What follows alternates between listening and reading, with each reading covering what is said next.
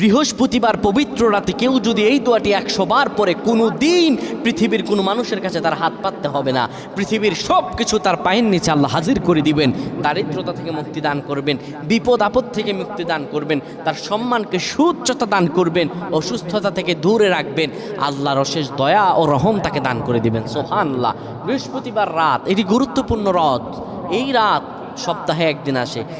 আরবিতে রাত আগে আসে, দিন পরে আসে। সুতরাং বৃহস্পতিবারের যে দিন গিয়ে রাত, এটি বৃহস্পতিবার রাত নয়, এটি শুক্রবারের রাত, এটি জুমাবারের রাত, এটি দোয়া কবুলের রাত, আল্লাহর কাছাকাছি হওয়ার রাত। সুবহানাল্লাহ। এই বৃহস্পতিবার রাত আল্লাহ তাআলা বান্দার দোয়া কবুল করেন।